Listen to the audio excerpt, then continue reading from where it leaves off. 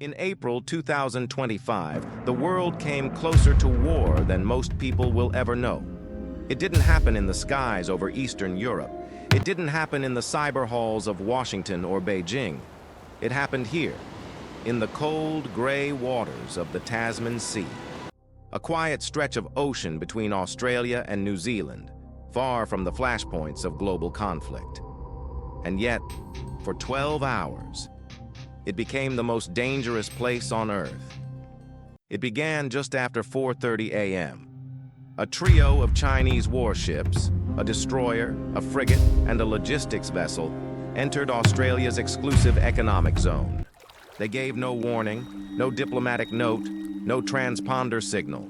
They simply arrived, moving slowly, silently, as if daring someone to notice. But someone did. Australian Maritime Patrol aircraft were the first to spot them. Minutes later, HMAS Toowoomba, a Royal Australian Navy frigate, altered course to intercept and monitor the unknown fleet. At first, no one panicked. These waters had seen foreign vessels before. But this was different. The Chinese ships were armed. Their drone bays were open, their missile hatches unlocked. And then they launched something. At first, it appeared to be a test flare, a simple military signal. But to the crew of the Toowoomba, already on edge, it looked like a short-range missile launch. In a moment, the ship's alert status was raised. Weapons were powered. Targeting systems were locked. And across the Tasman Sea, a radar station in New Zealand reported a thermal spike. The signal was faint, but clear, a launch, followed by high-altitude dissipation. For the next 20 minutes, things moved faster than most would believe. Australian jets were scrambled. The United States was quietly notified. Even Japanese naval forces received early word, possible hostile action in the South Pacific. On board the Chinese destroyer, there was silence. The commanding officer made no explanation, no gesture, no attempt to de-escalate. The flare had been deliberate, a show of force, perhaps, or a signal to someone else entirely. But not everyone on that ship agreed with the silence. Ensign Jia Chen, a junior signals officer, began to notice inconsistencies. The operation logs had been altered, the encryption keys weren't standard, and the command orders weren't from Beijing.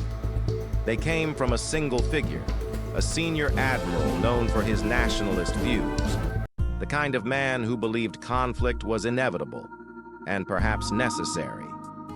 As tension escalated on both sides, Ensign Jia faced a choice: obey or intervene. She accessed the internal communications server, bypassed the firewalls, and sent a single encrypted burst transmission to international military networks.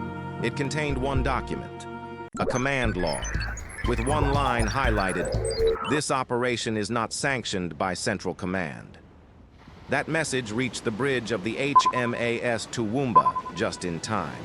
A decision had been moments away. Missile locks had been confirmed. Pilots were armed, and yet the captain hesitated. And when the message came in, everything stopped. Stand down orders were issued, jets were recalled, weapons systems powered down, and the ocean, that cold gray stretch of water, returned to silence. The Chinese ships left the EEZ within the hour. No apology, no statement, no trace.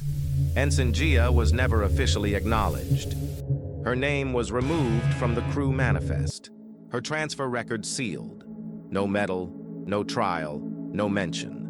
But her message remained, archived, encrypted, buried deep within the digital history of a dozen militaries. And somewhere, on a secure satellite channel over the South China Sea, her signal still pings, waiting, watching. The Tasman Sea Incident was never made public, not because it was unimportant, but because it was too important. The flare never became a missile, the warning never became a war, and history, as it so often does, turned its face from the edge of disaster.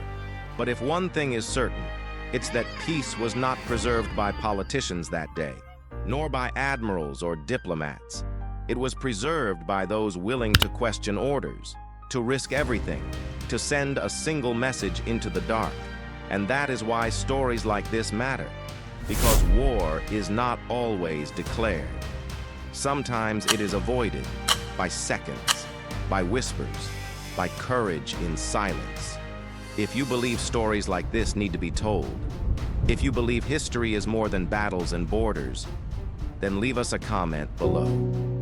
Tell us what you think really happened that day, and what story we should tell next.